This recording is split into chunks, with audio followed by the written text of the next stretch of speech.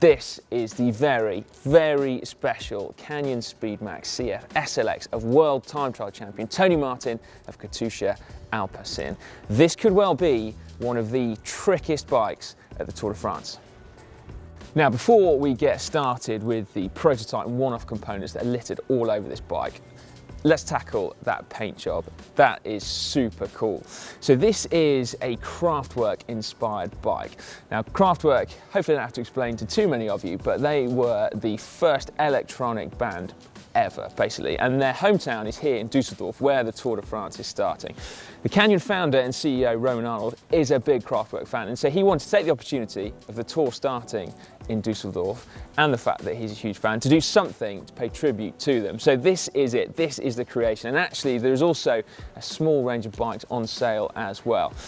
No word yet as to whether Tony Martin is a fan of Kraftwerk, but even if he doesn't like the band's music, he's got to love that paint job. That is super cool. So the Canyon Speedmax is a pretty well-established bike.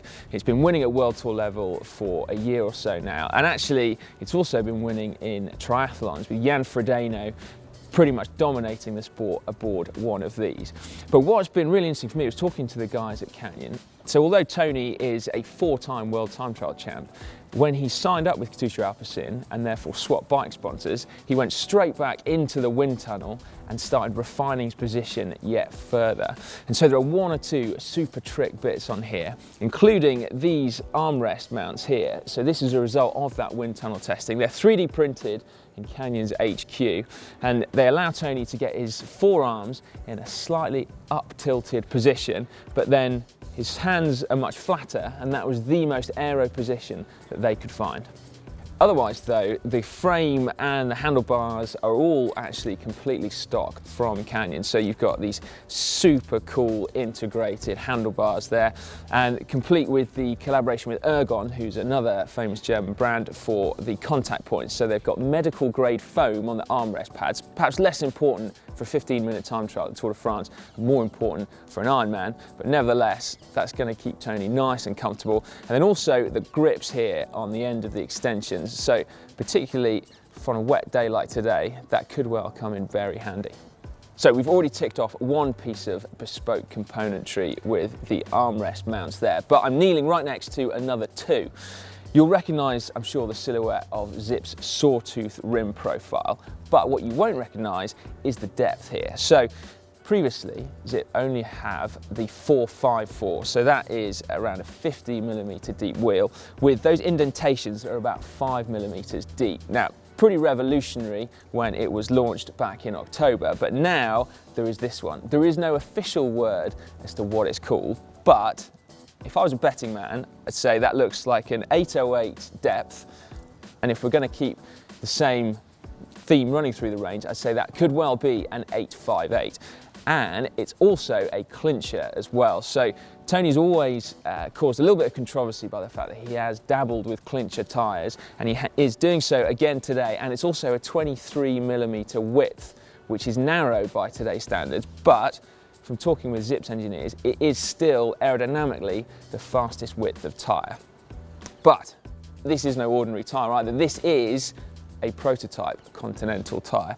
So it's a Grand Prix TT, but we can tell by the little branding on there that this is not a stock tyre as yet. No word from Continental as to quite what it is, but you can imagine from the fact that it's on Tony Martin's bike that it is going to be lightning fast. Now, there isn't a pair of them on here though today. Because it's so wet, at the moment Tony is running a GP Force at the back, so that's the rear specific tyre that Continental make. But if it dries up, then potentially we could see a pair of these.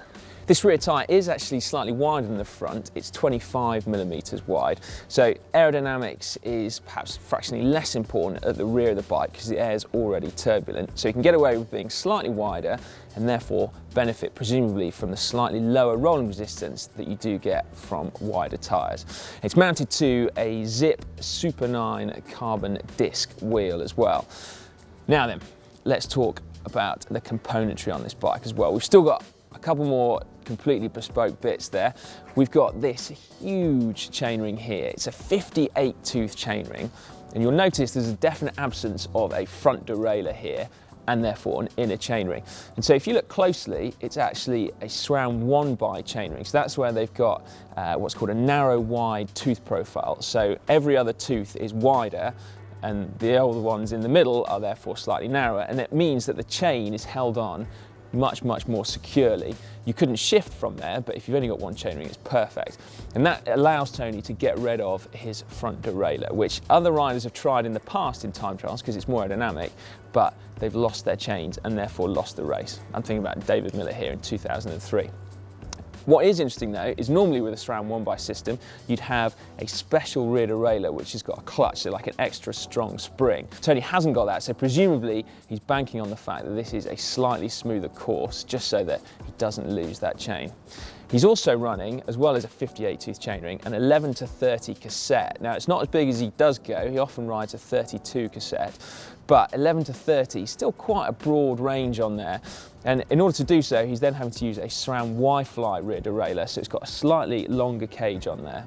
And basically, he's banking on the fact that he's not going to need a small gear. The average speed here probably could be about 54, 55k an hour.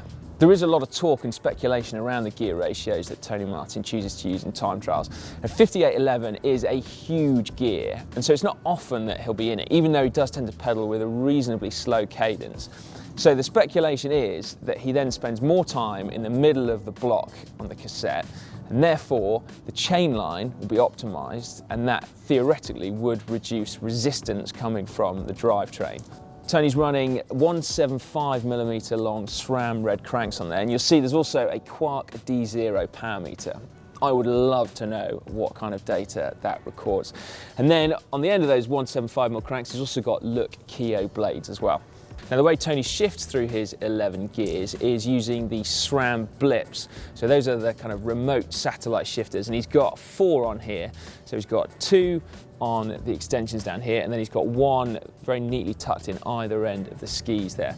Now you remember with SRAM eTap that you use your left hand to shift up the cassette, and then you use your right hand to shift down the cassette.